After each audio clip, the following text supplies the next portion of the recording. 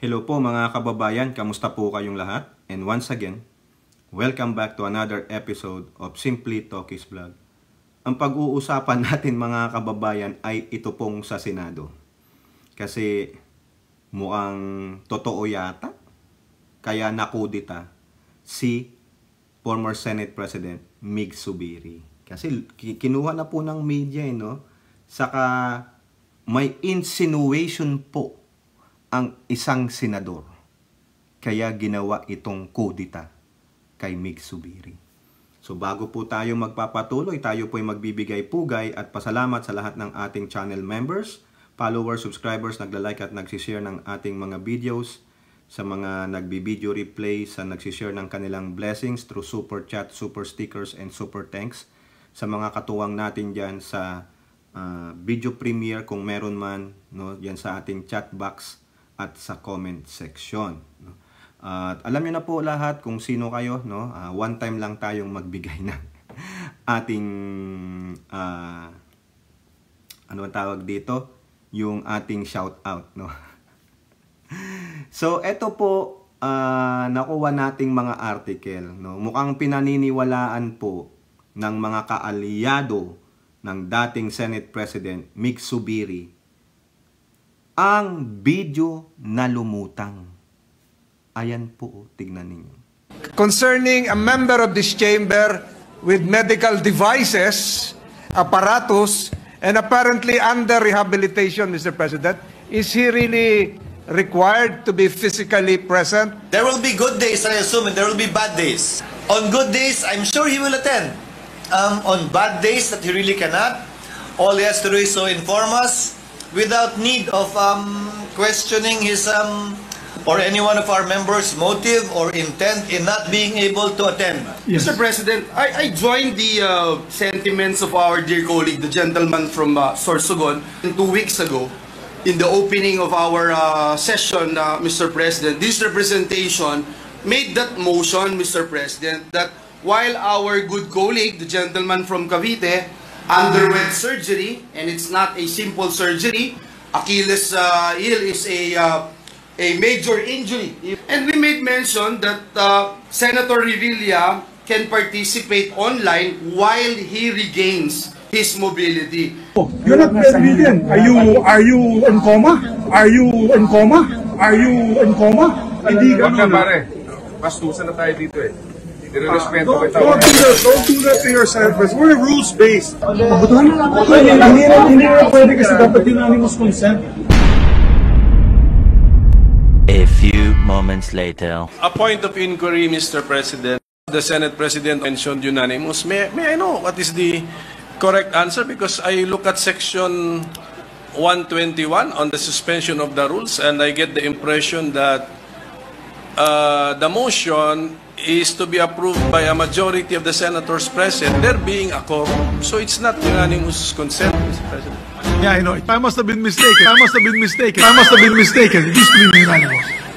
Yes, Mr. President, and the gentleman is correct that when it comes to suspension of the rules, our section 121 states that it is approved by majority of the senators. Thank you, Mr. President. So yan, di ba, napanood ninyo, kumalat po yan, nasa Facebook nga po yan, sinare nga po yan ng mga ibang personality sa politiko. At kinuha na po ng media, no? Nakita nyo kung gaano parang galit na galit yung mga ibang nagsalita doon, lalong-lalo na yung current Senate President.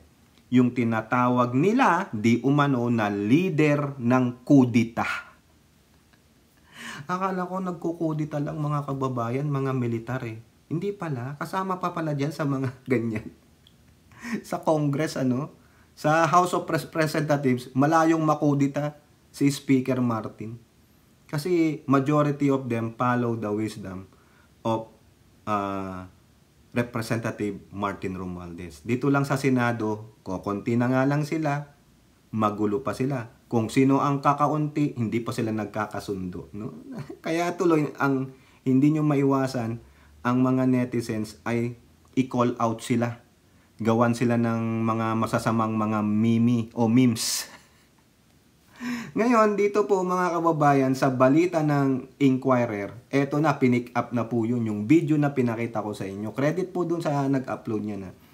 Ang sabi dito, there's a footnote to Zubiri's ouster. Ibig po sabihin ng footnote, pag nakakita kayo niyan, di ba sa mga binabasa nyo, may mga dun sa word, may nakalagay na A o number. Tapos dun sa baba, nung bottom of the page, bottom of the page, may mga nakalagay dyan, referencing to that.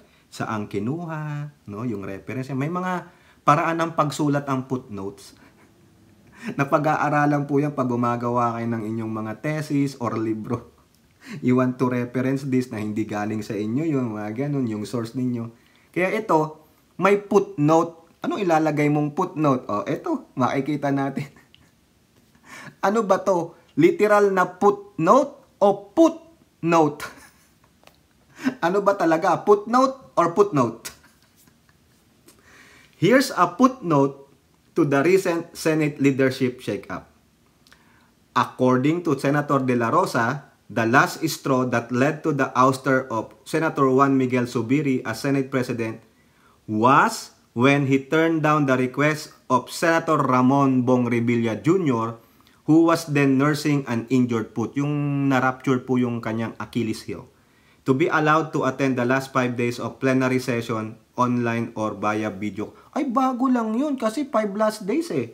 Diba? Kumbaga dito, sagip muka si Bato. Bakit ko tinawag na sagip muka? Saving his face from criticism na kaya napatalsik si Zubiri dahil sa kanyang PIDEA leak. Tandaan nyo yan dahil sa PIDEA leak. Okay, tandaan nyo yung sinabi ko sa inyo. De La Rosa made this claim in an interview on Wednesday, 2 days after he and 14 other senators voted to oust Zubiri and install Senator Francis Escudero as new head of the chamber. So, pati siya nag-sign. So kumampi siya doon sa footnote. Doon sa footnote reason, hindi doon sa PIDEA leak. Kasi sinisave niya yung sarili niya. Ay, hindi naman pala sa PIDEA leak, kaya tinanggal dahil doon sa footnote. Di ba? Ang galing no? Ang galing. Now, eto po. Merong hindi naniniwala o binibili yung paliwanag ni Bato. O sino yan? Si Senator Nancy Binay. Ito po yung kakampi ni Zubiri, the solid Magic 7. It's just weird to think that all of the conspiracy theories that have come about the Senate coup, the reason why si Zubiri was removed was because of one foot. Ang lakas pala nung paa sumipa ng isang Senate President, no? Para matanggal bilang isang Senate President. Yung paa pa na may sugat. Para palang soccer player si Bong Revilla Jr., no? Ang lakas ng power ng sipa niya na may injured pa. So that's it. The best or worst interest of the nation is just a foot away. Di ba? Tama naman si Binay. Yung siya sinasabi niya. If a sore foot can inspire such decisive action, just imagine what a fully functioning pair can do. Oo nga naman. Yung isang paa nga na injured pa, may napatalsik. Paano pag yung gumaling yan at dalawang paa ang ginamit? Anong mangyari sa'yo? But for now, the foot has spoken. Nagsalita ang paa, sipain si Zubiri. Let's rally behind Senator Bong Revilla's foot. Ay, bagay na bagay po yan. Dalhin natin si Senator Bong Revilla Jr. sa West Philippine Sea. Next time na magkakaroon ng RORI mission ang ating AFP sa Ayungin Shoal, o kaya magkakaroon ng provision para sa mga mangingisda sa Scarborough Shoal, dalhin nyo po si Senator Bong Revilla. Makapangyarihan po ang kanyang mga paa. Di ba? O di kaya, kung meron pong operasyon para sa mga illegal drugs or sa insurgents, lagi nyo pong dadalhin si Senator Bong Revilla. Baka naman may agimat yung kanyang paa. Naku, magandang gawa ng pelikula yan, Senator Bong. Isang paa ka lang. Pag puno na ang paa. Ano ba yan? Ano ba yung mga pelikula ni Bong Revilla na pwede nating i-equate sa paa niya? Kasi sinabi ko, FPJ yun, no? Isang paa ka lang. O meron pa. Ang paa. Hindi yung ang panday eh. Ang paa. Paa. Ang tibay ni Nancy Binay, ano? Let's rally behind Senator Bong Revilla's foot. Si Senator Bong Revilla ang mangunguna. Doon lang tayo sa likod niya. Ang paa. It must be first time in Philippine politics that a foot, despite being injured, has shown more kicking power than the powers that be. Siyempre, Nancy Binay. May agimat nga eh, di ba? Parang si Nardong Putik. O, yung ano ba may mga pelikula ng tatay niya? Meron pa yung kamay ng yung kamay daw ng hayop at pag gumaganon sa'yo, may peligro. Napanood ko po yung ibang pelikula ni tatay niya, si Senyor. Bilib na bilib kami nung bata kami, kaya kami lumulundag din kami sa putik. Baka maglaho din tayo. Eh di ba Nardong Putik? Pag tumapak sa putik, nagiging invisible. Ganon din kami nung bata kami. Uy, tingnan natin kung totoo yung pelikula ni Ramon Revilla. Talong kami sa putik. Oh, nakita mo na ako? Oh, nandiyan ka pa rin. Ay, nako. Grabe, ano? If the reason why Subiri was removed was because of a foot, then we can say that they have really put their best foot forward. Yung best foot ng 15 ay yung injured foot ni Bong Revilla. Ang lakas mang asar. Grabe ka naman, Nancy Binay. O, eto pa. Ha? Siguro, hindi nakayanan din nung mga kumampi kay Bong Revilla yung ginawa ni Subiri. Kasi ito naman kasing si Subiri, very insensitive eh. Are you in a coma? Are you in a coma? Sabi. Masama nga naman yun. Baka hindi mo naintindihan yung ibig sabihin ng coma. Ha? Ngayon, may siniwalat si Bato. Anong sabi ni Bato? Lalong na-trigger yung pagpapatalsik kay Subiri dahil nga daw sa ginawa niya kay Bong Revilla, no? That has the best foot forward nung 15 at saka yung pelo artista niya. Kaya nga tinawag niya na the artista group. Yun. Ang tindi ng artista group sa Senado, no? Basta artista, pasok sa Senado. Baka sa next year, papasok na si Philip Salvador. Naku, grabe, mga kababayan. Re-election ni si Lito Lapid. Saka si Bong Revilla. Sabi dati ni Bong Revilla, hindi na ako mag-seek ng re-election. Tapos nakaraang linggo sabi niya, I will seek for re-election.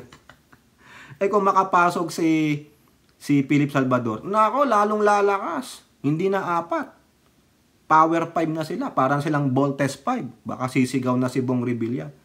Let's put in. Imbis na ganun, paa ang ginamit. Let the best put win. 5 sila, no? Ten. Ayun. Yan. Sabi ni Bato, yung 4 na artista nagalit. Kaya, sila ang nagsimula niyan. Oh, ayun. Nako, Diyos ko po. Ngayon, pinabulaanan po yan ni Robin at nagalit nga si Estrada. Di ba? Sabi nila, hindi totoo yan. Hindi totoo na kami ang nagpatanggal diyan, oh.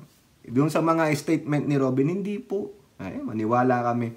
Kay Bato pa, o di ba siya nga nagsasabing authentic. O sige, paniwalaan natin si Bato. Si Batong matabilang dila, hindi makapagtago ng sikreto. Lahat sasabihin. Kayo palang artista group at yung paa ni Revilla ang ginamit para bye-bye Subiri. See you on the other side. O eto pa. Sabi naman sa politiko, ayan, 'Di ba nga Magic 7 sila, no? Yung mga solid kay Zubiri. Si Ligarda, si Gatchalian, Angara, Ejercito, Villanueva, Binay plus si Zubiri. Ang sabi dito, Mig Zubiri, allies, Mall, joining Senate minority. No? So, iniisip po nila na sila ay sasapi sa minority. Sino po ba yung minority? Si Hontiveros at Coco Pimentel. Ejercito said they are in talks with Senate Minority Leader Pimentel if they could join to beef up the minority and make it a 9-member bloc. We are considering joining the minority because we are not part of majority anyway. Senator Coco is talking to us if we would like to join. So, ang problema nito, sa mga to, I think ang mawawala sakali dito, yung mga tapos na ang termino sa 2025, si Binay at Angara, no? So, kung wala na yan kasi tapos na yung termino nila, 2 terms. Doon sa 15, si Bato, si Cayetano, Pia Cayetano, si Marcos, si Go, sino pa ba yung mga re-electionist doon? 15. Pag hindi pumasok yon, less 4 na sila, 11. 2 term na si Nancy, si Cynthia Villar, mawala rin yun. So, siguro 5. So, 10 na lang sila, hindi sila majority. Kung yung out of 12, pumasok ay 7 na opposition, minority papasok yun. Mahihirapan ng Pangulo. Kaya pinag-iisipan po nila, mga kababayan, so they have 2 months. Biruin nyo, 2 months na bakasyon. No? Grabe. Kasi naka-break na sila No? Biruin nyo ito, Ejercito said his group would use the 2-month break. Walang Senate session. Naka-break sila, pero pumapasok sila. Sabi nga ni Jinggoy dati, even though we on break, pero kung kinakailangan maghihiring tayo. Yun lang Senate session, yung pagbabalangkas ng mga batas. Pagdedebatihan, pagbobotohan, wala po nun. Sa opisina lang sila, sa hearing, punta rito, punta doon sa mga event. Okay, so ang galing Sabi naman ni Chis Escudero sa Politico, Chis Escudero shrugs off brewing solid 7 minority block. Parang sabi niya, lang kwenta yan, minority block lang yan. Hindi yan ang importante. Parang ganun siguro, di ba? Pass yan nila yun. Pero sa ngayon, base sa tradisyon at rules ng Senado, itinuturing namin silang bahagi ng mayorya, yung Magic 7. Kasi wala pa sila, independent pa sila as of this time. Dahil kung maalala ninyo, after nung election by acclamation, dalawa lang naman ang nagmanifest na sila ay nag-abstain at hindi sumali sa boto. Kaya nananatili sila sa minority. Correct naman. Pero we'll find out, no? Kung ano ang gagawin nitong 7. Kasi they have 2 months break sa sa Senate session. So pagbalik nila, they will pass something else, no? Ipapaalam na we will be joining the minority bloc. Maganda yan. Para naman may challenge, di ba? Yun nga lang, baka mahirapan ng Pangulo sa kanyang mga ledak-ledak, di ba?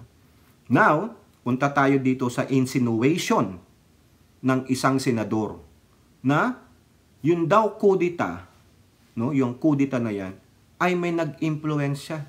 Somebody higher, ayun, mas mataas daw. No? Muang na-impluensyahan itong si Chis Escudero, sila Alan Cayetano na magrebelde at palitan ang Senate presidency. Sino nagsabi? Ejercito. Somebody higher than Senate may have influenced leadership change. Sino ang mas higher sa Senado? Kung sinasabi nating co-equal branch, itong tatlo na branch of government. Pero in times of presidente pa rin ng mataas. So, ibig sabihin, coming from the office of the president o sa Malacanang, Ejercito, meron ba tayong proof niyan? Ito sabi niya, Ejercito believes, naniniwala siya, somebody higher than the Senate might have influenced his colleagues to replace former Senate President Miguel Zubiri. According to him, the coup rumor started last January when the Senate and the House traded barbs over the controversial People's Initiative for Charter Change. noon pa palang January. It died down a bit and then it was resuscitated during the PDEA leaks hearing recently. Ayun, mukhang may pinagtatakpan. Kung may pinagtatakpan pala, bakit sabi ni Escudero, kung gustong ipagpatuloy ni Bato, gawa siya ng Senate resolution, hindi ng motu proprio. Sabi naman ni Bato, wala namang rules na magpapatigil sa akin para gumawa nitong hearing. Di ba? And I would think it was because that was the last issue before Senate President Mix was replaced. And I think that was the final nail on the coffin, so to speak, on the leadership. Hindi po yan. Sabi nga ni Bato hindi daw yung PDEA leaks yung artista group dahil yung coma ka ba? Dahil sa isang paa na injured pa. Ayan. Kaya iniisip niya, ito naman, si Ejercito, may nagdikta kay Escudero at sa mga kasamahan niya. Pero anong sabi ni Escudero? Naisama natin to sa isang vlog Walang kinalaman ang Malacanang o ang presidente. Nalaman na lang ng presidente na nagpalit na ng Senate presidency nung siya ay bumalik galing sa yung pagtulong sa Dipolog ba yun o whatever. Nabigla din siya. Pero si Ejercito naniniwala na meron pang mas mataas ang siyang nagdikta. Ilabas ang ebidensya. Huwag yung maghaka-haka. Ayan na naman tayo. Nagsalita ng ganyan si Ejercito. Ayan na naman, pipick upin na naman yan ng mga dede shit. Sasabihin na, talagang meron. Wala naman kayo may labas na ebidensya. Maganda kung may ganyan, maglabas ebidensya. Otherwise, it is a marites. Para lang kasi masakit ang loob ninyo, bakit kayo napalitan, yung kaalyado nyo napalitan. Kailangan matibay ebidensya. Diba? Kayo po, ano po inyong masasabi? Comment down below. And don't forget to like and share. Hope to see you on the next videos. Bye-bye. God bless.